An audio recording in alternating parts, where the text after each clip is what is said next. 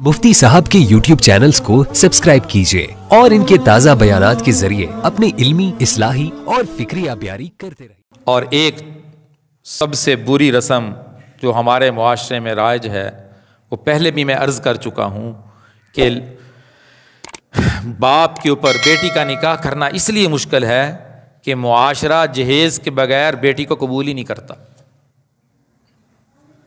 ये खालिसतन हिंदुओं की रस्म थी। वो अपनी बेटी को वरासत में हिस्सा नहीं देते थे। वो शादी के मौके पे जहेज़ का एक ट्रक भर के उसे दे देते थे और वरासत में हमेशा के लिए उसका हिस्सा ख़त्म कर देते थे। इस्लाम की तालीमात और हैं। अल्लाह के नबी सल्लल्लाहु अलैहि वसल्लम की शादियाँ देखें, सहाबा की शादियाँ देखें। आप सल्लल्लाहु अलैहि वसल्लम ने अपनी बेटियों के निकाह फरमाए, कोई एक हदीस पेश करें जिसमें इस तरह जहेज दिया गया हो। हज़रत फातिमा ज़हरा रज़ी अल्लाह ताला अन्हा को अल्लाह के नबी ने जो ज़रूरियात की चीज़ें अता फरमाई थीं, रवायात में मौजूद है, वो हज़रत अली की रकम से अता फरमाई थी। हज़रत अली, चूँकि हज़रत अली के सरबराह भी आप सल्लल्लाहु अलैहि वसल्लम ही थे, इसलिए आप सल्लल्लाहु अलैहि वसल्लम ने हज़रत अली की तरफ से उनके रहन सहन का इंतज़ाम किया था। ज़रूरियात की चीज़ें उनको लेकर उनके घर में भेजी थी। वो हज़रत अली रज़ी अल्लाह ताला अन्हु की रकम से थी। हदीस में जहाज़ा का लफ्ज़ आता है, लोगों ने इसका माना जहेज़ कर दिया है कि अल्लाह के नबी ने अपनी बेटी को जहेज़ दिया है इसलिए हम दे रहे हैं। कोई जहेज़ नहीं दिया। जहाज़ा का माना अरबी के अंदर ज़रूरियात ज़िंदगी है कि अल्लाह के नबी ने हज़रत अली के घर जो ज़रूरत की चीज़ें थी वो भेजी थी। और मैंने अर्ज़ किया वो हज़रत अली रज़ी अल्लाह ताला अन्हु की रकम से ज़रूरियात की चीज़ों का इंतज़ाम फरमाया था। अरब में चले जाएं, अरब में सारा जो निज़ाम है वो मर्द के ज़िम्मे है। ऐन शरीयत के मुताबिक लड़की के रहन सहन का इंतज़ाम करना, बीवी के रहन सहन का इंतज़ाम करना मर्द के ज़िम्मे है। उसके घर का इंतज़ाम, उसके बिस्तर का इंतज़ाम, उसके रहन सहन का इंतज़ाम मर्द के ज़िम्मे है। और इस मुआशरे ने इतना बड़ा जुल्म किया है, हिंदुओं की रस्म को पूरा करने के लिए ये सारा बोझ लड़की के बाप पर डाल दिया। एक बाप अपनी लख्ते जिगर को दूसरे शख्स के हवाले कर रहा है और उसके साथ एक ट्रक सामान का भी मांग रहा है। कितनी बच्चियां बेचारी बूढ़ी हो गई, 40-40 साल उम्र हो गई, सिर्फ इस वजह से कि जहेज के बगैर कोई लेने को तैयार नहीं है। बहुत बड़ा जुल्म हुआ है इस मुआशरे के साथ और हो रहा है। कौन नौजवान है जो कहे कि मैं बगैर जहेज के निकाह करूंगा?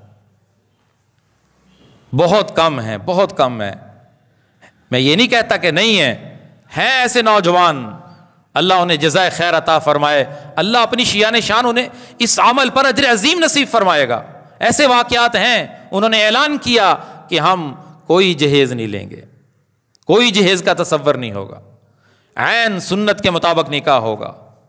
मेरे भाइयों, हम इब्तदा कर दें, इंशाअल्लाह अल्लाह की तरफ से इस निकाह में बरकतें होंगी। आप खुद इंतज़ाम कर सकते हैं। अल्लाह ने हर मर्द को ताकत दी है।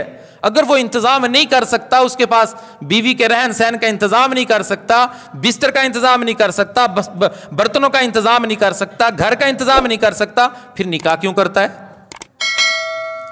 फिर निकाह क्यों करता है? निकाह की बुनियादी शर्त है कि अपनी बीवी की ज़रूरियात ये पूरी कर सके, उसके रहन सहन का इंतज़ाम कर सके, ना नफ़क़े का इंतज़ाम कर सके। क्यों ये जुल्म से हम बाहर नहीं आते कि लड़की के बाप के ऊपर इतना बड़ा बोझ डाल दिया गया है और सारे खर्चे, फिर बड़ी बड़ी बारातों का लेकर जाना, जहेज भी दे, बड़ी बड़ी बारातें भी लेकर जाए, उनके खानों का भी इंतज़ाम करे। ये क्या है? ये सीरत नहीं है, ये सुन्नत नहीं है, ये दीन नहीं है, ये शरीयत नहीं है, ये सारी रसूमात हैं। कुछ तो हम इन रसूमात को ख़त्म करने के लिए कुछ तो हिम्मत करें। लेकिन मुआशरा आगे बढ़ता जा रहा है। यहां तक सुनने में आया कि बाकायदा लड़के वाले लिस्ट बना कर देते हैं कि जहेज में ये चीज़ें होनी चाहिए। फिर उस जहेज की नुमाइश की जाती है और उन्हें कहा जाता है कि हमारे ख़ानदान वालों ने देखना है, चीज़ें अच्छी देनी है, फिर उसकी नुमाइश की जाती है। ہے اس کی نمائش کی جاتی, لوگوں کو دکھایا جاتا ہے کہ لڑکی یہ سامان لے کر آئی ہے, سارے لوگ دیکھتے ہیں, کوئی تنقید کرتا ہے, کوئی تعریف کرتا ہے, کوئی کہتا ہے یہ اچھا نہیں ہے, وہ اچھا نہیں ہے.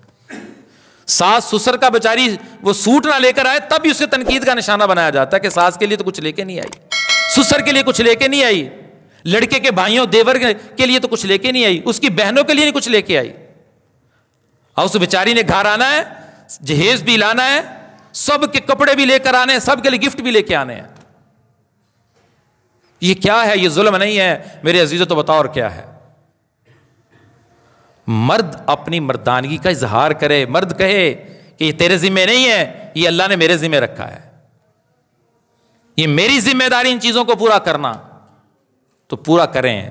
کتنے نوجوان بیٹھے ہیں, اللہ سب کی شادیوں کا اچھے طریقے سے مسنون طریقے سے انتظام فرما دے, لیکن عزم کر لیں کہ انشاءاللہ جہیز جیسی لعنت سے اس معاشرے کو پاک کریں گے, اس معاشرے سے ختم کریں گے.